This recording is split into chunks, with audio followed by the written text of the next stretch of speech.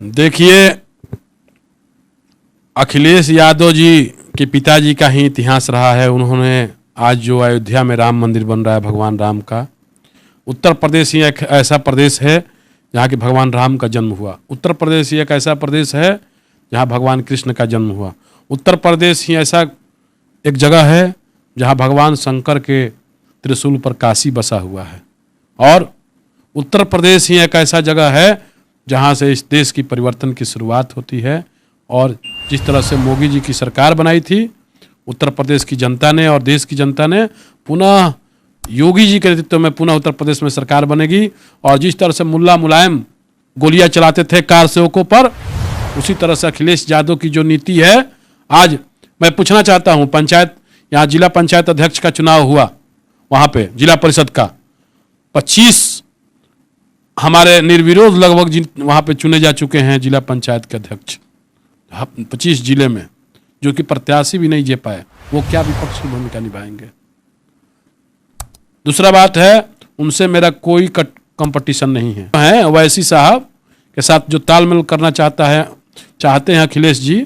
कांग्रेस इस देश में मुस्लिम तुष्टीकरण अपना करके बर्बाद हो गई और आज कांग्रेस का क्या हाल है, उसी प्रकार से जो हाल कांग्रेस का हुआ है वही हाल उत्तर प्रदेश में आपका होने जा रहा है और उससे भी बदतर आपकी स्थिति हो जाएगी। इसलिए आप विकास के एजेंडे पर चुनाव का जो है सांप्रदायिक रंग मत दीजिए। आप विकास के एजेंडे पर चुनाव लड़िए उत्तर प्रदेश में। बंगाल में पिछले बार चुनाव हुआ था, अभी कुछ दिन पहले बंगाल में चुनाव संपन्न हुआ है। वहाँ पे ममता बनर्जी ने एक नारा दिया था कि खेला होवे। अखिलेश यादव उसी नारे को यूपी में इस्तेमाल कर रहे हैं और अपने पोस्टर बैनर में लगा रहे हैं कि इस बार जो है यूपी चुनाव में खेला हुई। तो क्या लगता है कि इस खेला में बीजेपी कहाँ पे खड़ी है? देखिए, बंगाल के चुनाव में भारतीय जनता पार्टी 3 से 77 सीटें पर पहुंच गई। आप तुलना कर सकते हैं, जो पार्टी 3 जिसके विधायक थे आज 77 एमएलए हैं। और उत्तर प्रदेश की जहां बात है वहां भारतीय जनता पार्टी की खेला होई का मतलब हुआ कि कहीं उनकी अपनी सीट भी ना गंवाना पड़े अखिलेश यादव को। मैं अखिलेश यादव को चैलेंज करता हूं कि ये विधानसभा का चुनाव आप लड़ के दिखाएं। और यदि जनता ने आपको सिखा नहीं दिया, आप आजमगढ़ से एमपी बने हैं 3 सालों से, आप लगभग 2.5 सालों से, आप कितने बार वहां के क्षेत्र में गए? आप कितने लोगों को मदद किए? आज आप आराम से 5 स्टार होटल में लखनऊ में रहते हैं।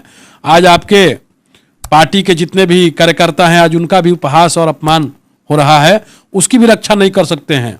भगवान प्राकृतिक का रूप दिया हुआ आपके जो कार्यकर्ता जो मरे हैं प्राकृतिक मौतों से, उनके यहाँ कितना बार पुछार करने गए अखिलेश जी?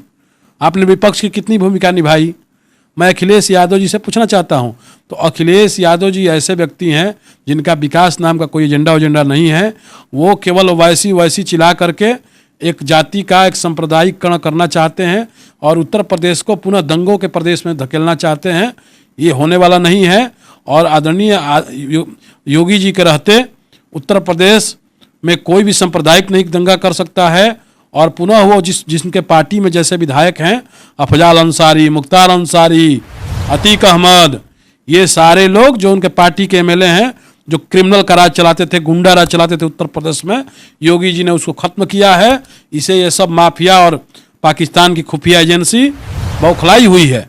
और आज इमरान खान का बयान आ रहा है कि उत्तर प्रदेश में चुनाव योगी जी को हराना है।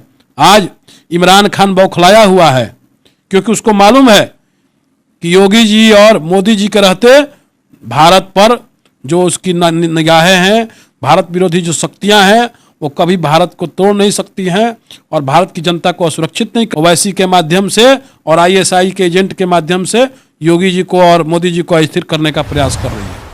आप कह रहे हैं कि योगी जी 300 प्लस सीटें लेकर आएंगे, लेकिन देखा जा रहा है कि अखिलेश यादव पूरा दमखम से चुनाव की तैयारी में लगे हुए हैं। बिहार के भोजपुरी गायक सिंगर जो हैं और एक्टर जो हैं खेसारी लाल यादव, उनके साथ मीटिंग हुई अखिलेश यादव जी का।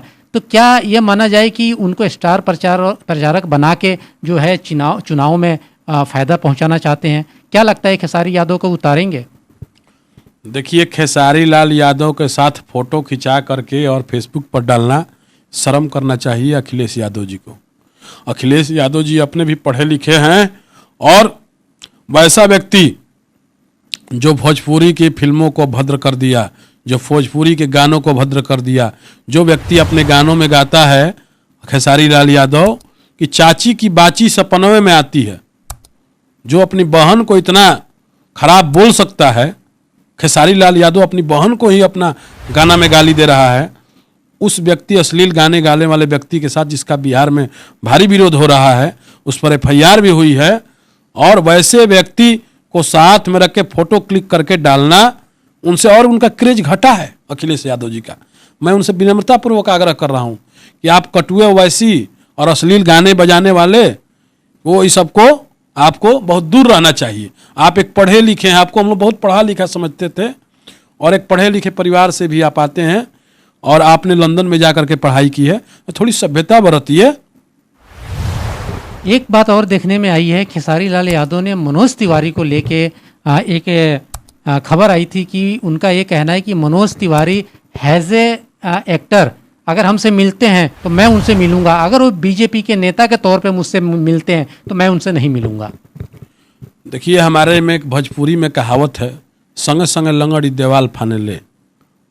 इसका मतलब हुआ मनोज तिवारी से खेसारी लाल यादव जी का कभी तुलना नहीं हो सकता है। मनोज तिवारी जी बहुत सभ्य, शालीन और पूर्वांचल समाज के लोगों के लिए दिल्ली में शान है, और आज दूसरी बार सबसे अधिक मतों से जीत करके सांसद बने हैं। उन्होंने शीला दीक्षित जैसे व्यक्ति को हराया है।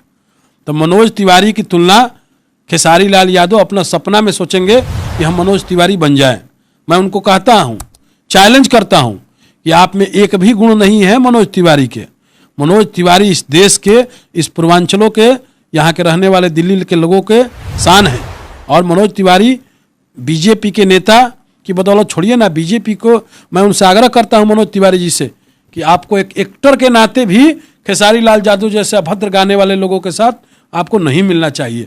और यदि वो कभी मिले हैं तो अपना चमकाने के लिए, अपने को बड़ा दिखाने के लिए। क्या लगता है कि ओवैसी यूपी में कहाँ स्टैंड कर रहे हैं?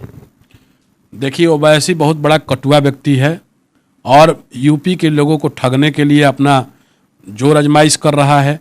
ओवैसी का जो भी संपत्ति है, ओवैसी के पार्टी के जितने भी फंडिंग हैं वो सारे विदेशी हैं, और भाया मीडिया दुबई और ये सबसे उसके जितने भी फंडिंग वो टेरर फंडिंग है।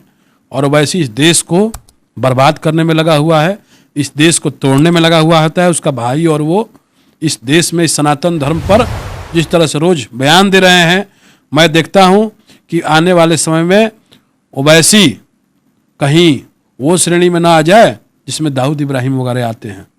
तो मैं वैसी बात नहीं बोलूँगा ज़्यादा, लेकिन मैं वैसी को एक बार चेतावनी दे रहा हूँ कि आप सुधर जाओ, और आपके बयान जिस सनातन धर्म ने आज लोग प्लेन की देखते हैं कि फलना ने प्लेन का खोज किया, राइट बंधु ने प्लेन का खोज द्वापर युग से रामचंद्र जी लंका से अयोध्या आए थे, उस समय से हमारे यहाँ ऋषि मुनियों ने खोज किया था पुष्पक विमान का। और आज कोरोना में लोग तुलसी का पौधा लगा करके और उसके पत्ते को तोड़ के चाय बना के पी रहे हैं। हमारे ऋषि मुनियों ने इस पर रिसर्च किया था कि तुलसी में 24 घंटा ऑक्सीजन होता है और कार्बन डाइऑक्साइड ग्रहण करने की क्षमता होती है। और पीपल में जल डालने का, नीम को पूजा करने का, आज जो सारी विश्व के लोग सर्च कर रहे हैं, अमेरिका की एजेंसी, ये लोग यही मनमोहन सिंह कहते थे राम सेतु नहीं है, और वहाँ की अमेरिका की सैटेलाइट ने बताया कि नहीं, राम सेतु मौजूद है। और इनको मानना पड़ा, अफिडेविट इन्होंने फाइल किया था सुप्रीम कोर्ट में जब कांग्रेस की सरकार थी। तो जो राम के अस्तित्व को न माने, जो कृष्ण के अस्तित्व को न माने, मुल्ला मुलायम जिन्होंने गोली चलाई थी कारसेवकों पर, बहन मायावती जी, आप भी इन लोगों से सावधान रहो। और मायावती जी का कल बयान भी आया है ओवैसी के बारे में कि उनका कोई गठबंधन नहीं होने जा रहा है। और बहन मायावती जी यदि चुनाव लड़ती हैं तो निश्चित रूप से हम लोगों का उनके साथ में एक फाइट होगी, और मायावती जी के साथ जो लड़ाई में जो पहलवान कोई जीतता है कोई हारता है, तो निश्चित रूप से भारतीय जनता पार्टी विकास के एजेंडे पर जीतेंगी। मायावती जी भी थी तो उस समय गुंडा राज चरम पर था उत्तर प्रदेश में। क्या उसी गुंडे राज को फिर लाना लोग चाहते हैं? मैं पूछना चाहता हूँ, क्या उसी सांप्रदायिक दंगे में लोग जीना चाहते हैं जिस तरह से दंगे हुए थे मायावती जी के राज में? मऊ में कैसे दंगे हुए थे अखिलेश जी और मायावती जी के राज में? मुख्तार अंसारी जैसा व्यक्ति जो खुलेआम हजारों का काफिला लेकर के गाड़ियों का घूमता था, वैसे गुंडों का फिर आप लोग राज चाहते हैं? तो उत्तर प्रदेश ये उत्तम प्रदेश है। आज कानपुर में मेट्रो बन रहा है, वाराणसी में मेट्रो बनने का काम शुरू हो रहा है, वाराणसी में एयरपोर्ट बन रहा है, वाराणसी में BHU को एम्स का दर्जा दे दिया गया, वाराणसी में नए नए काशी का विकास हो रहा है, जिसमें जापान के कई शहर का नाम दिया जा रहा है, उसका रंग दिया जा रहा है। आज पूरे उत्तर प्रदेश में पूर्वांचल रोडवेज बन रहा है। आज बड़े बड़े 4 लाइन सड़क नाली, अयोध्या में राम तीर्थ स्थल बन रहा है, और मथुरा में और अयोध्या को जोड़ने का काम, अयोध्या मथुरा पथ का निर्माण हो रहा है, राम जानकी पथ का निर्माण हो रहा है। तो ऐसे लाखों विकासों के काम आज सबसे ज़्यादा उद्योग धंधे लोग लगाने के लिए उत्तर प्रदेश में बेचैन हैं। आज उद्योगों की नगरी बनने जा रही है उत्तर प्रदेश के कई शहर। तो ये योगी जी की देन है, और योगी जी ने उस प्रदेश को क्राइम मुक्त प्रदेश बनाया है। इसलिए योगी जी के नेतृत्व में 350 सीटें जीत करके पुनः भारतीय जनता पार्टी की सरकार बनेगी और बीजेपी की वहाँ जीत होगी।